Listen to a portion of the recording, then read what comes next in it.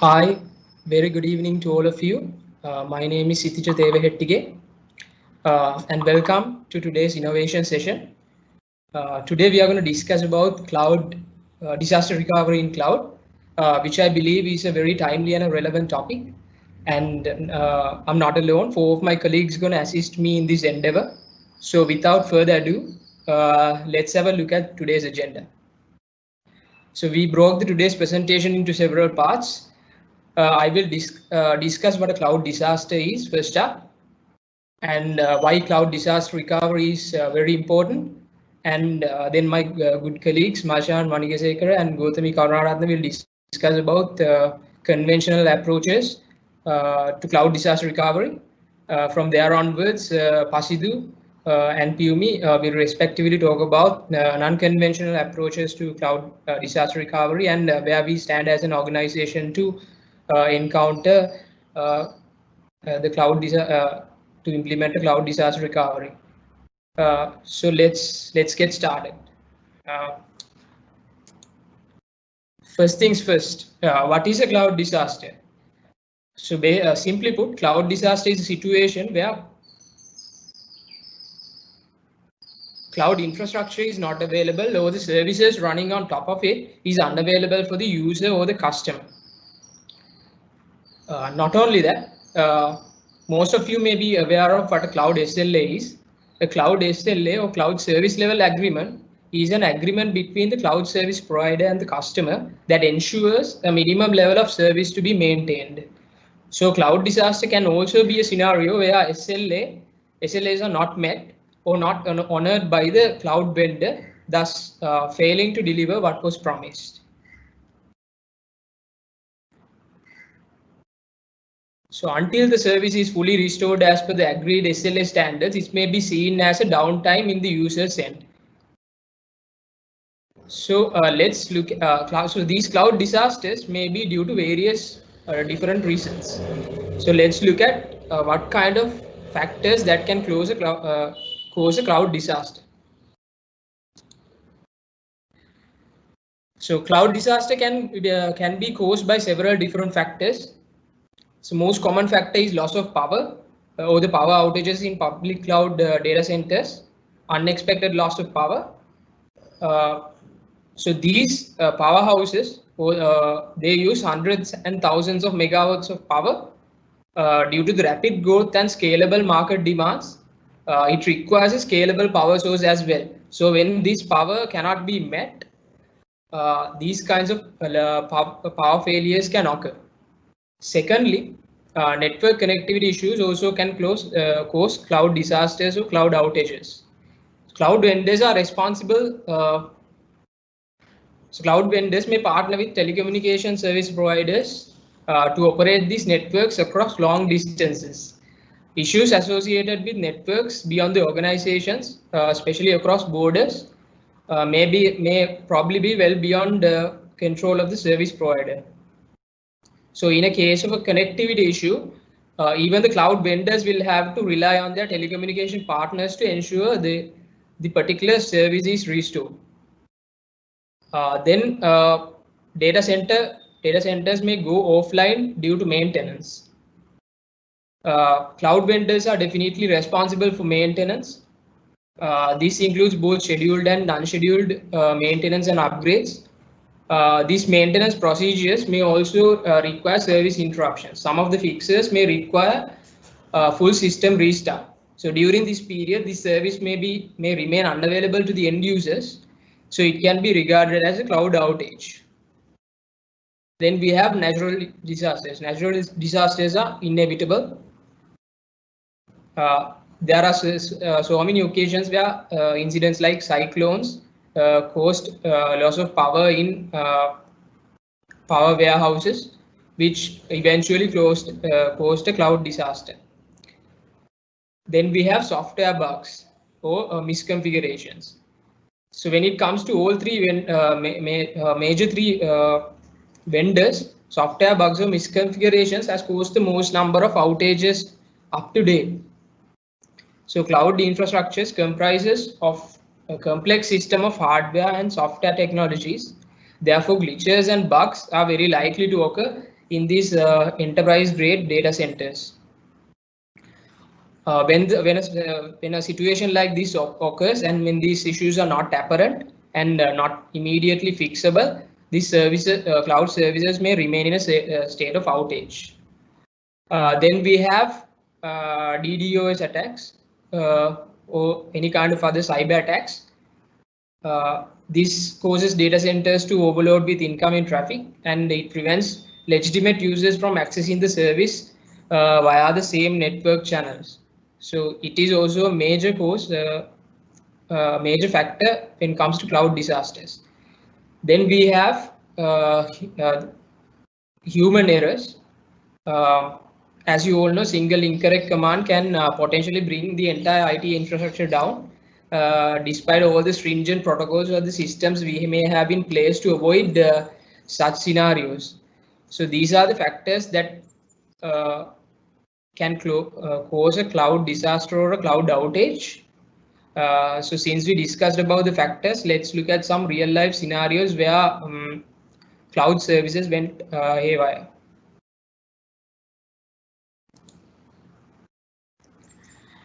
So I have listed down few of the cloud outages that caused massive damage. So on May 9, 2016, Salesforce.com went offline, which resulted in this outage lasted for more than 24 hours, and extensive business damage was done with customers losing hours and hours of data. Then we had on Christmas Eve of 2012, AWS Elastic Load Balancer went AWOL, and Netflix had a bad time. And because of this incident, the relationship between Netflix and AWS, also the relationship Netflix has with its customers, was tarnished. And again, heavy financial loss was caused. Then on 2014, Azure, there was another outage with Microsoft Azure. This is a software update that was supposed to improve performance ended up doing completely the opposite. And because of that, Azure storage services was hit by a massive outage. Then on 2016 October, DNS underwent a series of DDoS attacks, and dozens of websites, including and businesses, including Airbnb, Twitter, even Netflix, was affected. Then again, Office 365. The client saw email services going offline for more than 12 hours. And this rising joke came into play where people started saying it's not Office 365, it's Office 360, because Office is unavailable for at least 5 days each year. Then healthcare.gov website crashed. The reason for this was listed down as a resource exhaustion. So the very site that was required to take care of the health of people had a health issue. So all these cloud outages or cloud disasters caused a massive havoc. So all these were resulted due to one of the reasons I've discussed before.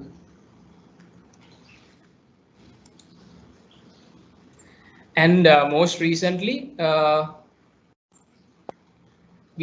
November 25th, we had another AWS outage. This was caused due to new capacity addition to Kinesis services, and this happened in US East 1 region. So the primary reason for us to discuss on this topic was this incident, since most of the resources that we used are based on the very region where this outage occurred. So even this incident, many businesses were affected, including Adobe Spark, Baltimore Sun, and also Washington Post, which is also owned by Jeff Bezos. So we have discussed about what a cloud disaster is, and also how various factors that can cause a cloud disaster, and also some real life scenarios where those said reasons caused massive cloud outages. So moving on, let's talk about what cloud disaster recovery is. So here I have noted down a textbook definition of what a cloud disaster recovery is.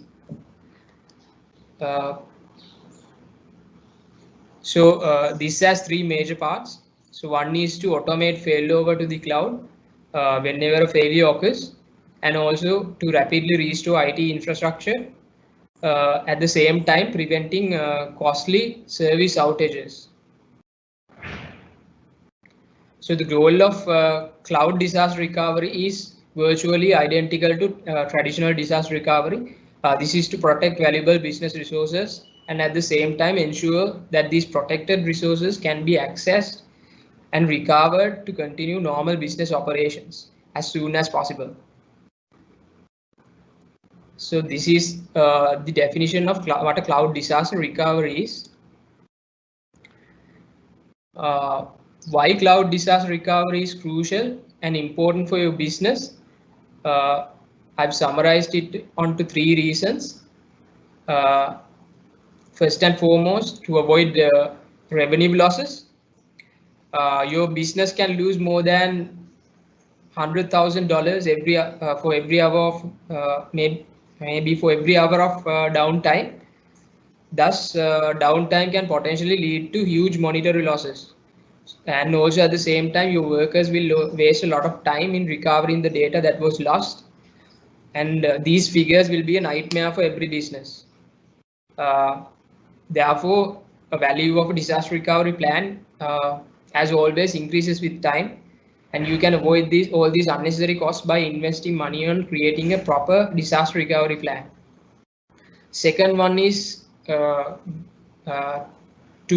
retain customer trust. This is a competitive world where everybody wants a piece of the pie. So there are multiple cloud vendors, Alibaba Cloud, GCP, AWS, Microsoft Azure, IBM Cloud, and Oracle Cloud entering into the scene. So if you it may likely your customers will move into a different vendor if you do not provide what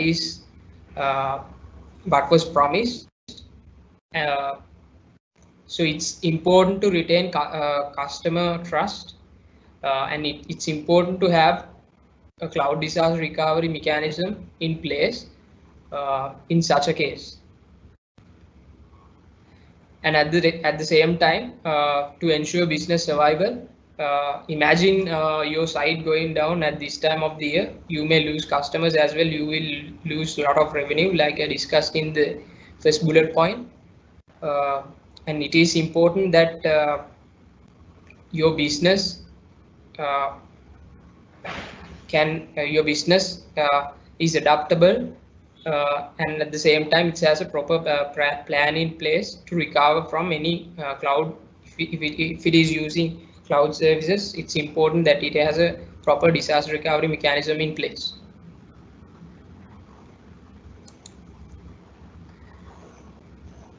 So why you should implement a DR strategy?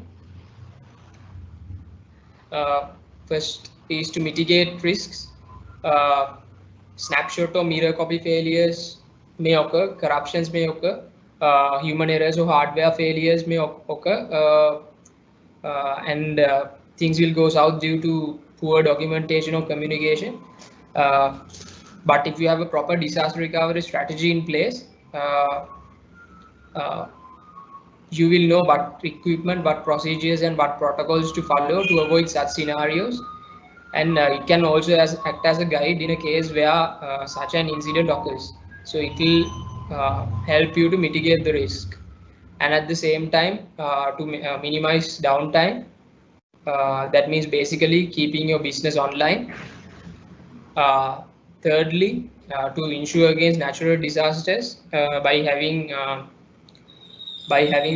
storing copies of your data in several locations. and also to have the ability to withstand human error in a production environment.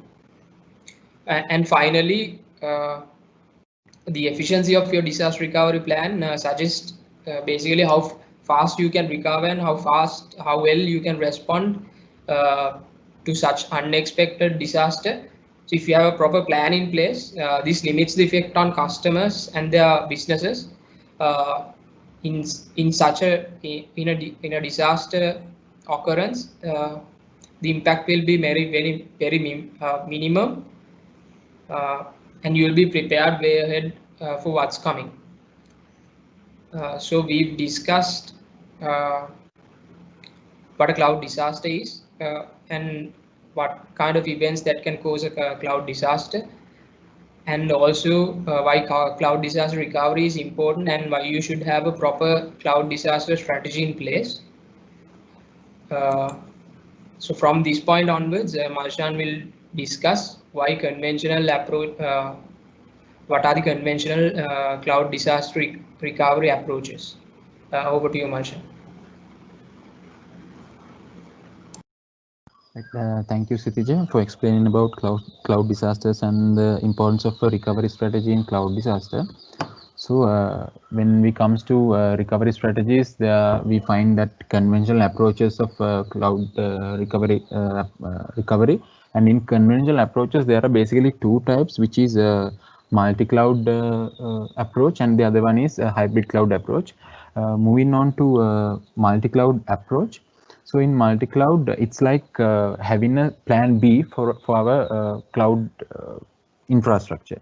So let's assume that our applications resides in AWS, and when we occurred outage, AWS outage, then we are having a separate option, having a separate cloud infrastructure. For in multi-cloud, there are basically two types. One is applications resides in two different cloud infrastructures in its entirely. It means that entire application might reside in AWS, and also it might reside in Google Cloud infrastructure. Likewise, the other option is when the components of the application resides in different different cloud services. It means that our servers might application server might reside in AWS, while the database might reside in Google Cloud databases. So likewise, there are two approaches in multi-cloud.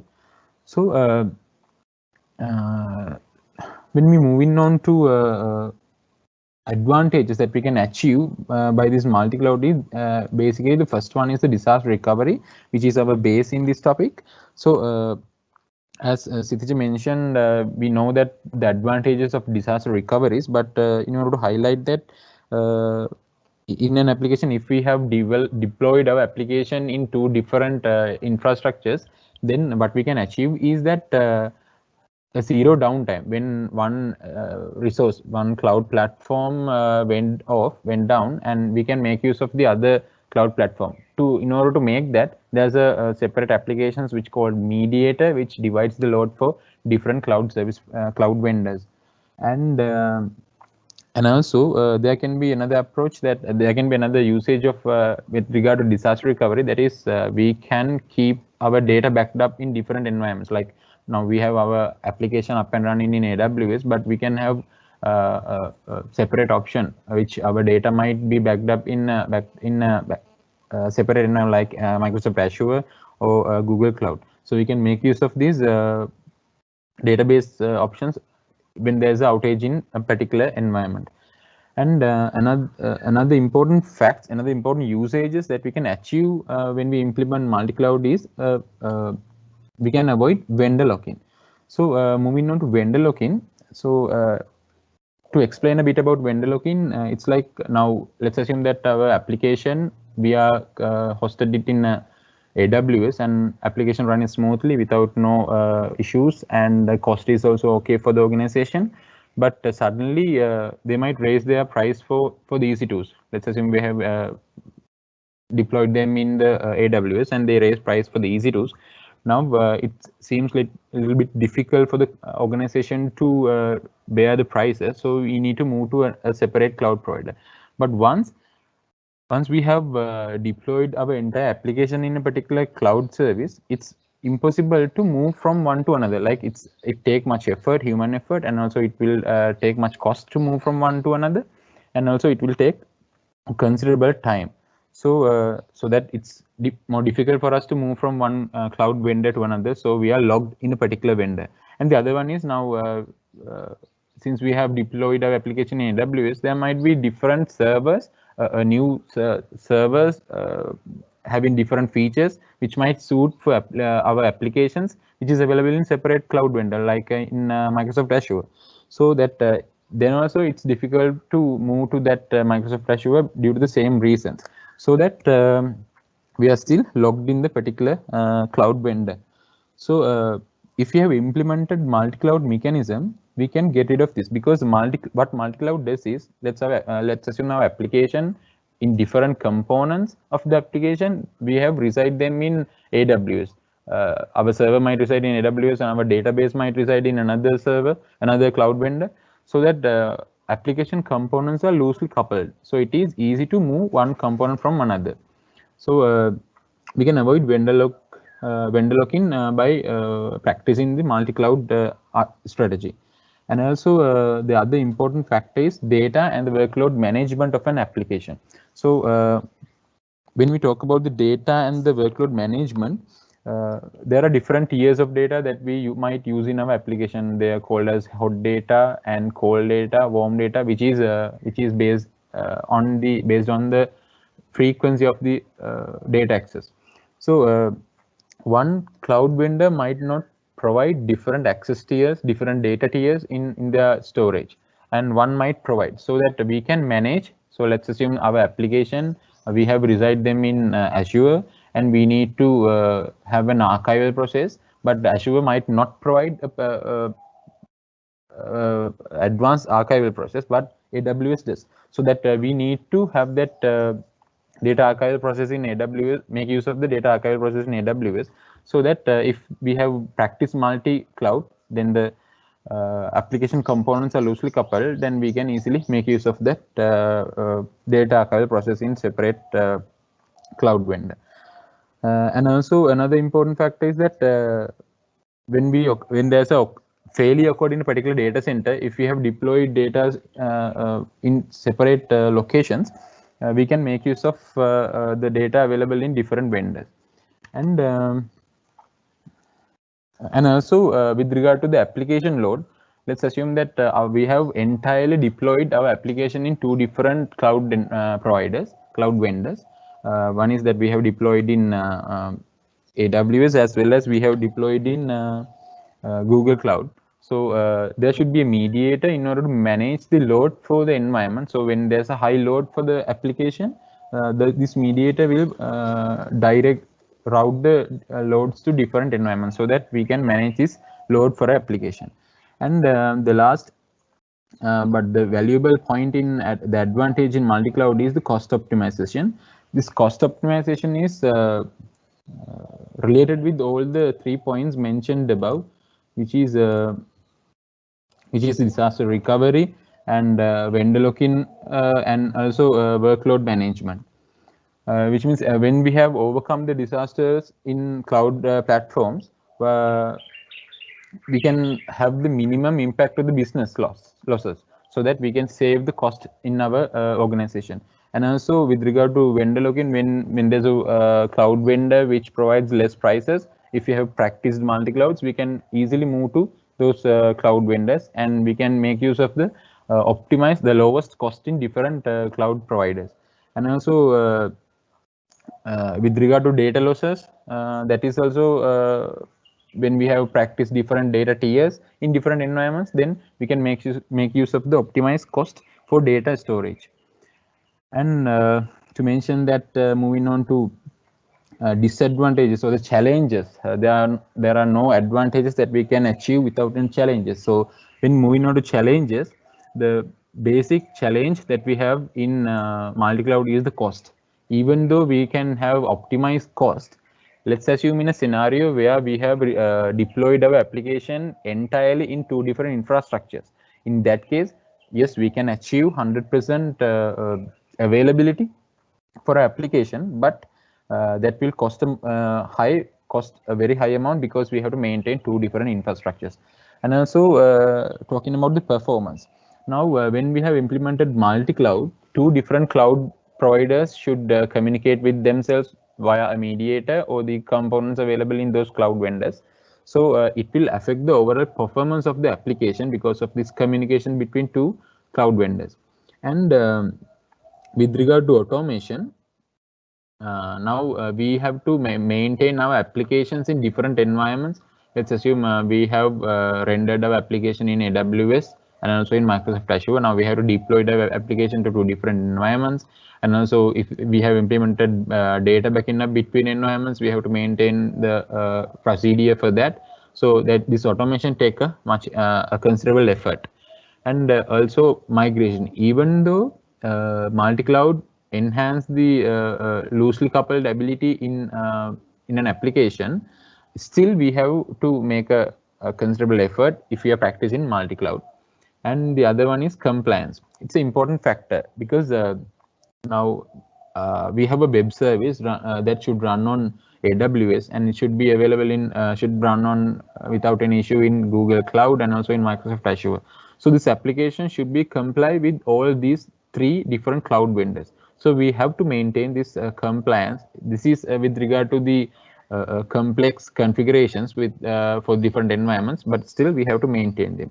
And also the important factor is the maintenance. Now we have different services available in different cloud vendors. We have different accounts available in different cloud vendors. So we have to maintain these features, these services, and also the accounts in different cloud vendors. So that will take a considerable effort. So these are the challenges with regard to multi-cloud.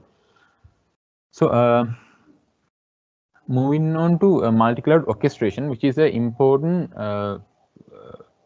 theory in multi-cloud approaches, which is now the base of the multi-cloud is communication between different cloud providers. So and also with the users. So there should be a mediator to manage this communication.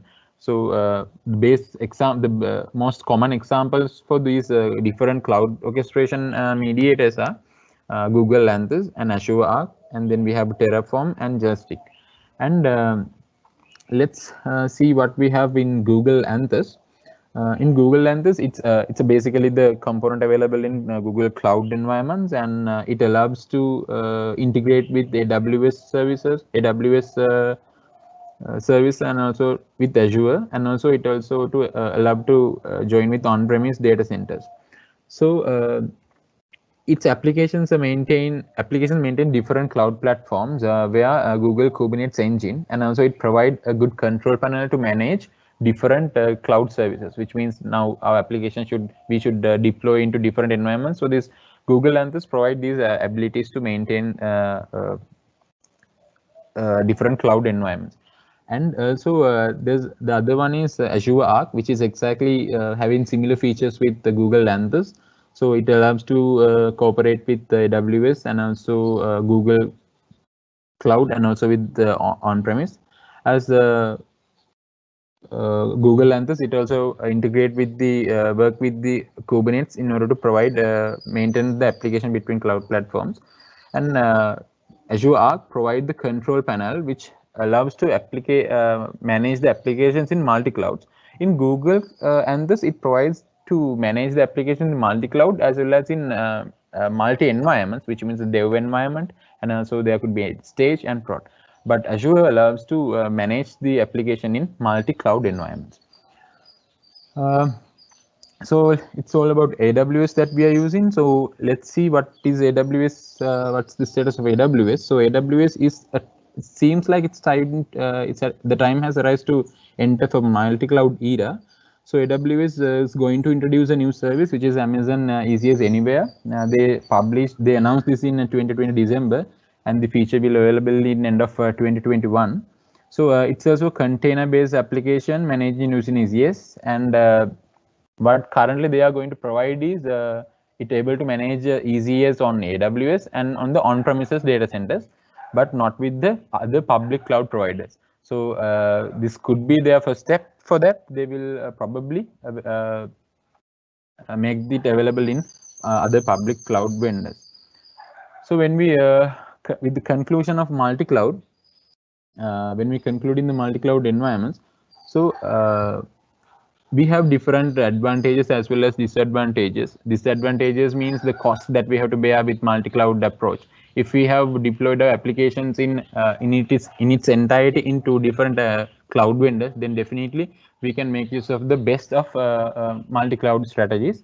So over the cloud users in all cloud users, 55% of organizations currently practice the multi-cloud strategy, and all these users, they 34% are having 2 public clouds, and 10% are having 3 public clouds, and 11% are having more than 3 public clouds. So it seems like most of the organizations have moved to this multi-cloud strategy in order to disaster recovery mechanisms, so that if our organization, if our teams, if we have not yet started and think of this multi-cloud strategy or a disaster recovery mechanism, it's a good motivation for us to start this concept. So in order to discuss about the hybrid cloud strategy, which is another conventional approach, I would like to hand over to Gautami. Gautami, over to you. Thanks, Marshan. So, when we are getting into this disaster recovery battle, same as the multi-cloud approach, hybrid cloud approach also plays a vital role. So now we are going to present you the hybrid cloud solution and its pros and cons. So before you get knee deep in it, all you will need to know is the difference of multi-cloud and the hybrid cloud. So it's simply just like this. In multi-cloud, multi-cloud is a combination of different clouds of the same type, while the hybrid cloud blends 2 or more different types of clouds. So I would say multi-cloud is like different types of apples, while hybrid cloud is like a combination of apple and orange. And then this multi-cloud and hybrid clouds both are referring to integration with more than one cloud. Although it seems like the same, there's a real difference between.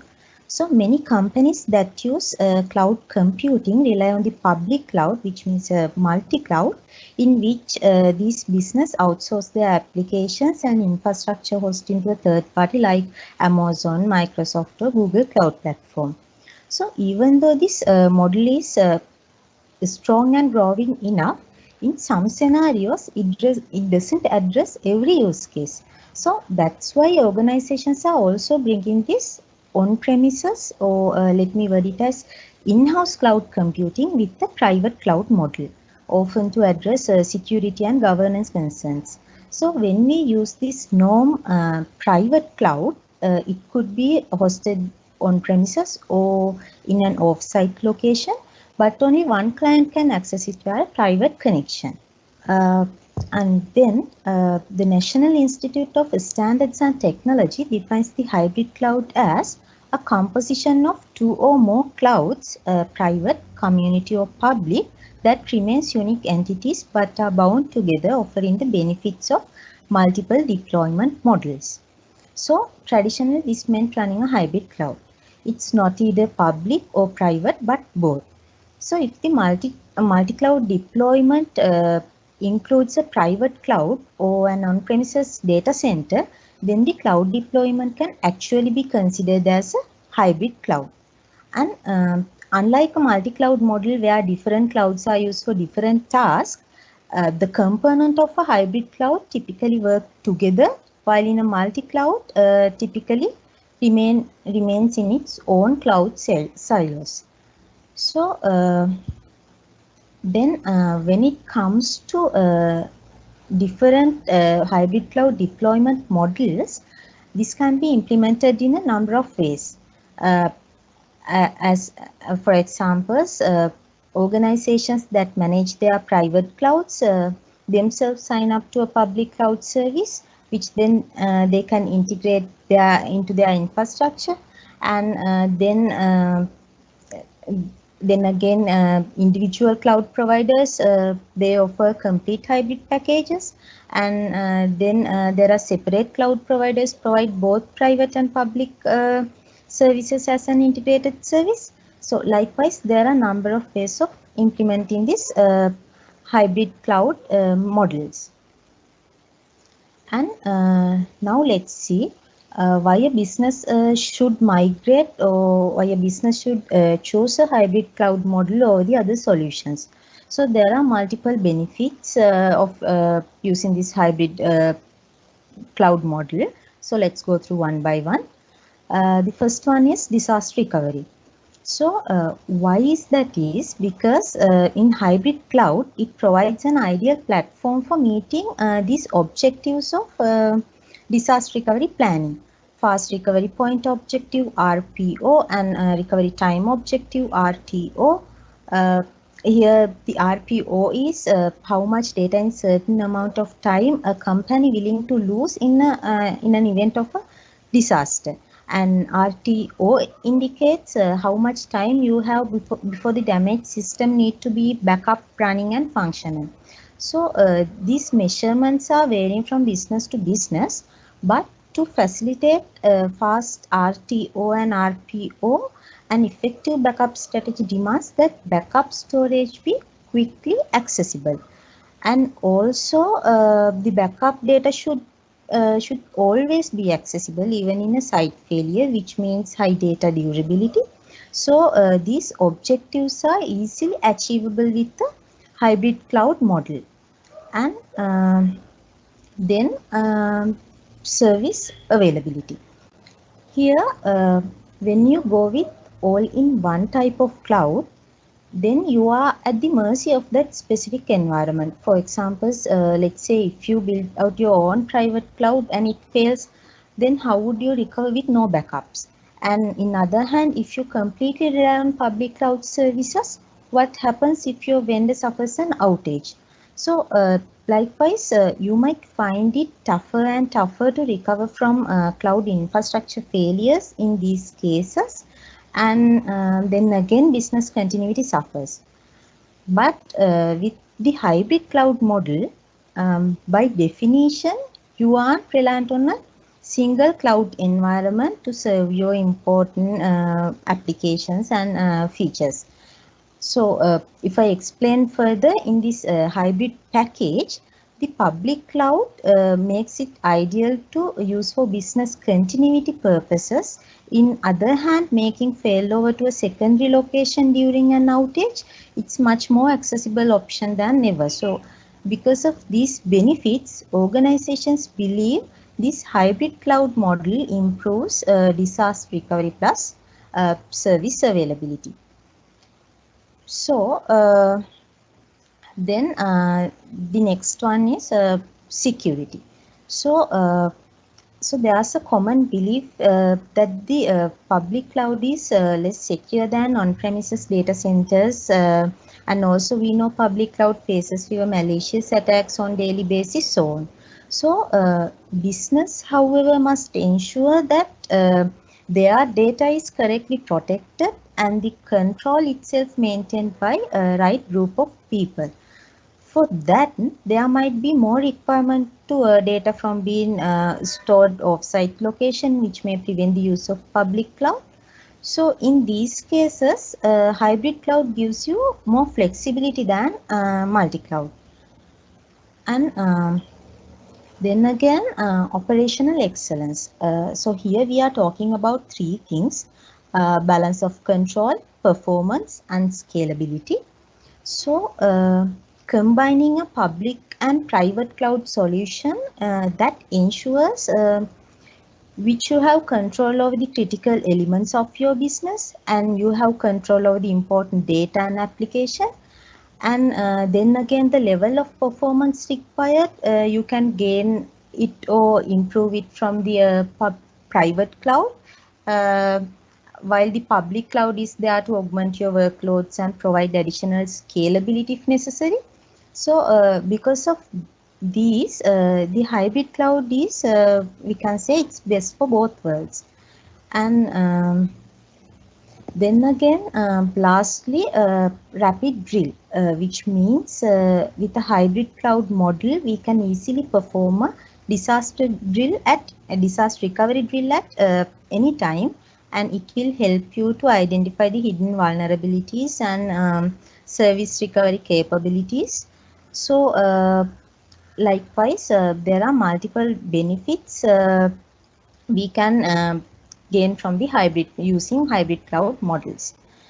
And when it comes to business challenges, so if you look hard enough, you will find that there are benefits as well as complications too.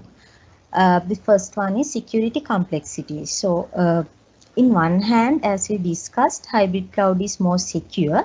But the thing is, if we go with the public cloud, that public cloud vendors do their best to secure their environments. But here, the responsibility of security in the hybrid cloud ultimately falls into our business. And meantime, the nature of the hybrid cloud model introduce additional security complexities such as ensuring user authentication and access across public and private clouds. So these responsibilities fall into our hand. And then complicated data sinks, which means mostly the network bottlenecks we have when transferring data between private and public clouds.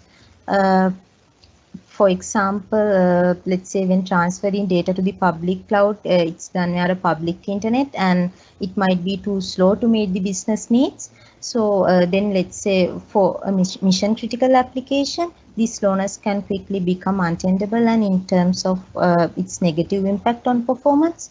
So likewise, there are complications. And then again, these multi-center architectures again become a challenge to the business.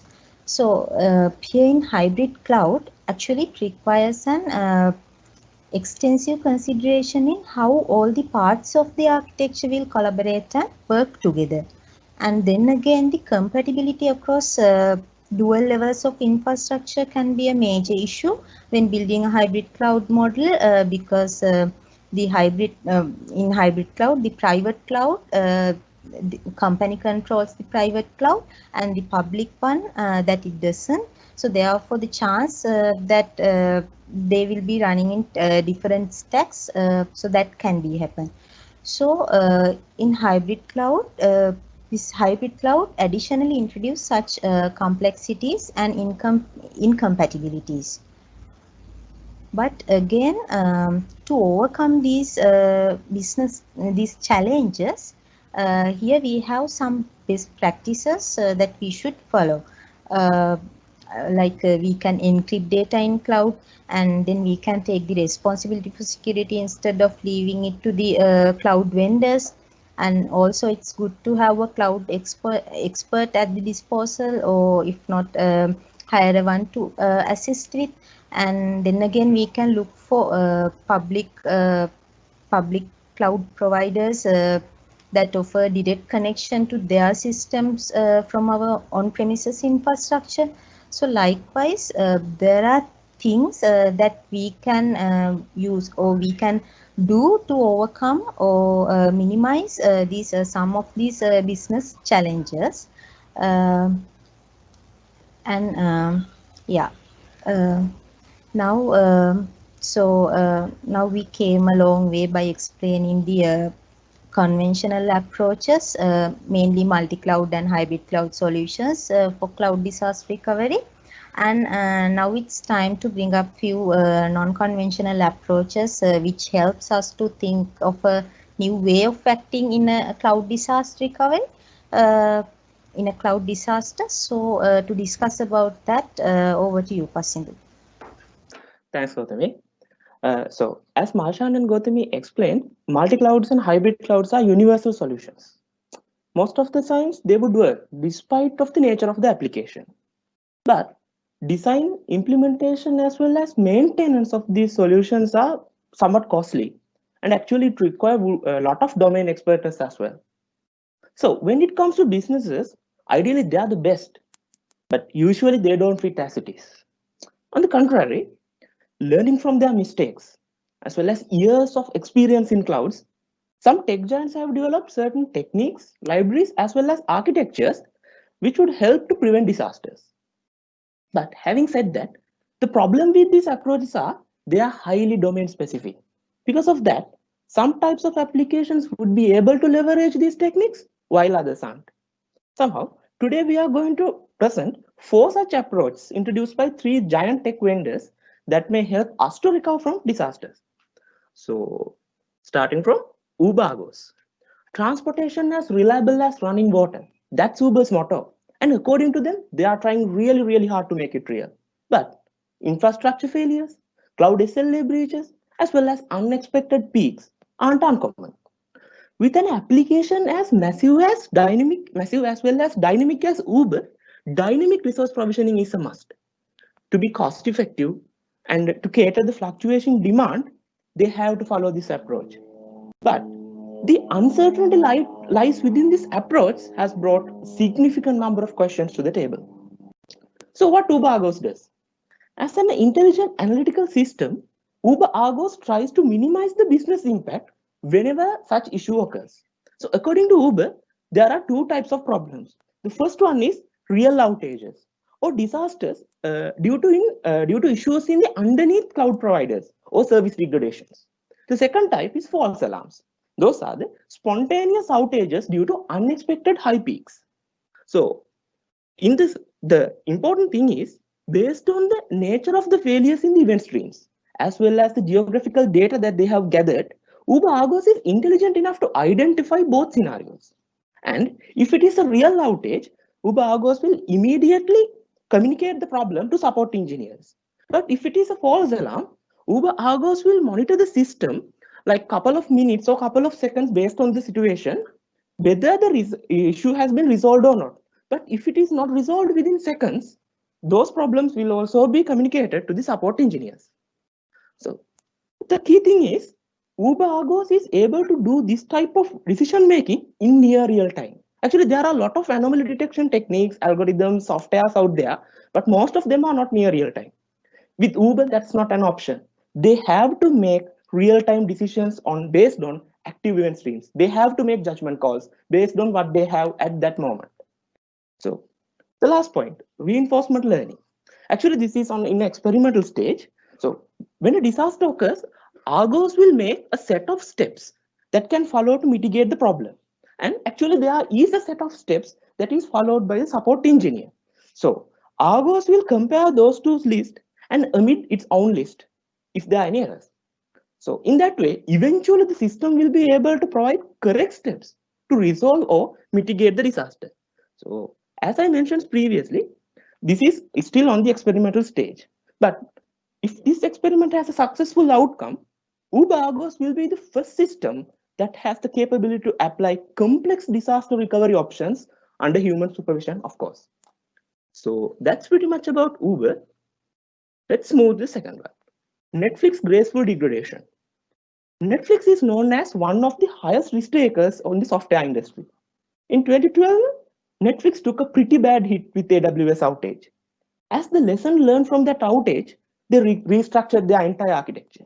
They brought new disaster recovery concept to software engineering. Actually, the word chaos engineering was introduced by Netflix. So, what is graceful degradation? Prioritize availability over completeness. So, that's not something new. It has been there for years. It's actually the CAP theorem in distributed systems. Simply, in this case, they sacrifice consistency over availability and partition tolerance. So what actually Netflix has done? What Netflix did was they came up with a certain set of rules and principles that would help to design an architecture that can operate seamlessly even in a disaster. So basically with these concepts, there are 3 main rules that need to follow. The first one is fail fast. So what it says is if there is a system with multiple components, if there are a component that is struggling, that component should be killed before it drags down the entire system. So as an example, let's say there is a system with 3 components, component A, component B, and component C. Let's say component C is struggling. Its response time is getting higher and higher, and some responses may not return. In that case, component C should kill itself, or whoever the controlling component should kill component C. And that's the first one. The second one is fallbacks. So what it does is they design failure protocols. So in our previous example, now component C has been killed. So that failure has been introduced to component A and component B. So component A and component B should have been coded in a way that, knowing that component C is not working, the parts that is related to component C should shut down in component A and component B and provide whatever the service that they can provide continuously. So that should be mutual. So if component A has gone down, component B and component should be able to work regardless of component A. So the third one, the most important part, feature removal.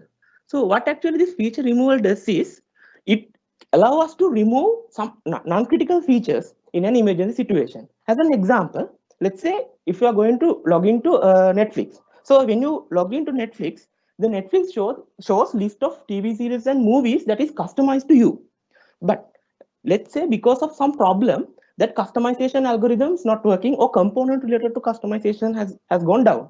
In that case, that failure will be communicated to mobile apps, web apps, smart TV apps related to Netflix, as well as Netflix backend.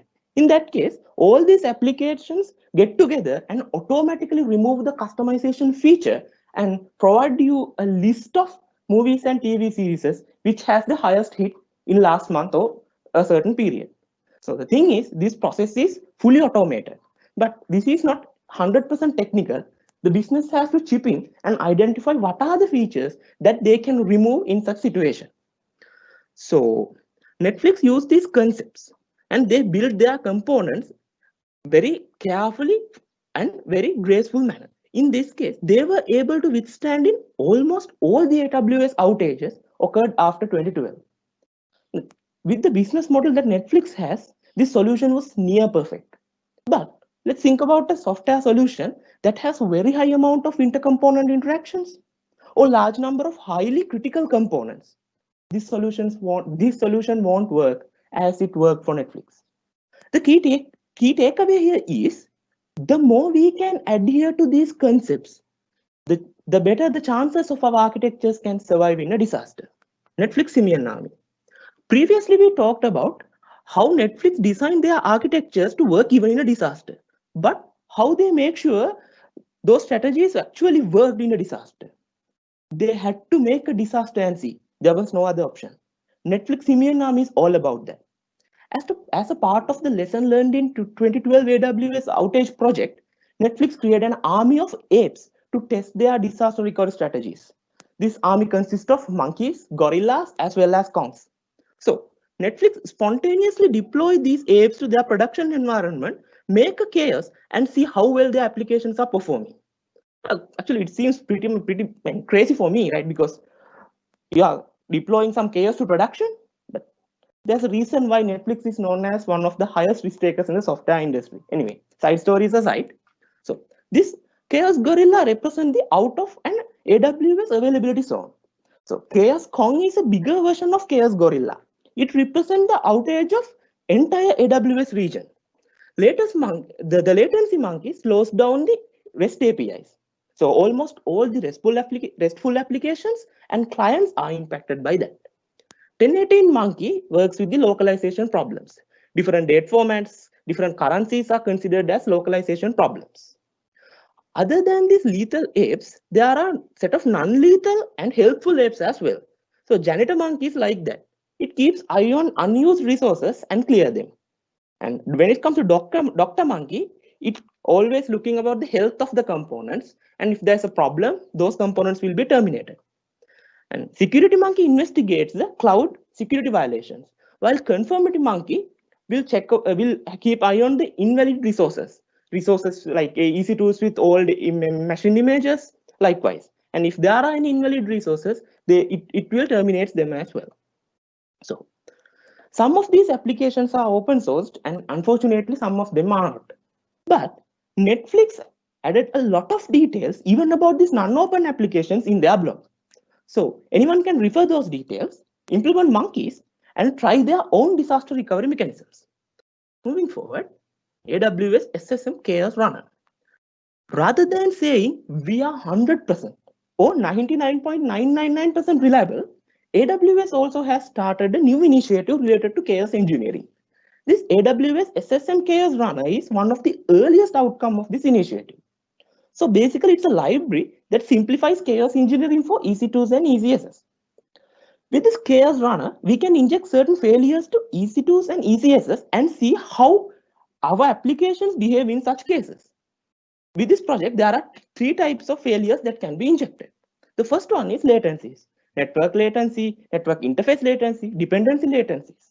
Those will slow down all the communication in and out of EC2. Then the hogs: memory hog, CPU hogs, disk hogs will mimic the behavior of a struggling EC2. Third point, attacks.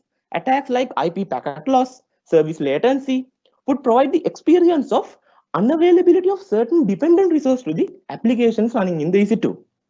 The important thing here is this project is fully open sourced and designed to work with any general EC2 or ECS with minimal configuration efforts.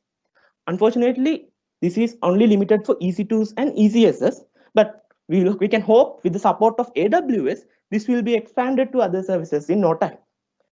So we talked about some of the non-conventional approaches designed by tech giants in the software world. So are we really ready for a disaster? Pumi will talk about that. Thank you, Pasindu. So the question is, are we ready for a disaster? Following a few incidents which have happened over the past, and the most recent event, the November 25th AWS outage. So disasters are rare, but they are inevitable. In order to ensure the business continuity during a disaster, we have to be prepared for that. When preparing for a disaster recovery, first thing is we have to know the scale of the operation. We have to know the scale of our operation. This can be done by having an understanding on the AWS services which are currently at operation and their capacities and their count. So by doing so, this helps us to get an idea about the complexity and the scale of the recovery process, and also while choosing the best recovery approach which suits our business requirement. And the next thing is defining measurable benchmarks. RTO and RPO values are key metrics which are defined during business impact analysis. RTO is the maximum acceptable length of time the application can be offline so that the business will have the minimum impact and to its continuity.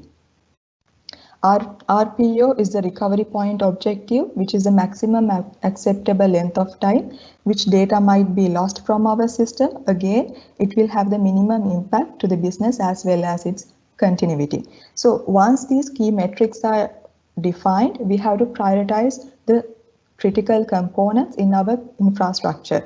So during a disaster and during a recovery, we will not be able to fully replicate our systems and our infrastructure to the DR region instantly. So we have to prioritize what are the critical applications within our infrastructure and which are not, and recover them accordingly. Once we have done with that decision, the next thing is to select the most suitable DR approach. There are few DR approaches which are available, like backup and restore, pilot light, warm standby, and multi-site. These approaches differ depending on the cost, complexity, and the recovery time associated with them. So in backup and restore mechanism, this is the most simple and which associate the least cost but the highest recovery time. In backup and restore, we can choose the backup frequencies and retention periods depending on the RPO value we have defined previously, and during the recovery point we can restore those data and get our systems up and running. Assume if you are providing a business critical service, in such a case the recovery time has to be lowered and it has to be minimum. So in such a case, pilot light mechanism will come handy, and in pilot light what happens is we have to replicate our identified infrastructure to the DR region, and the critical components has to be configured and they should be running. Compared to the backup and restore case, in the pilot light case, the data should also be synced to the DR region.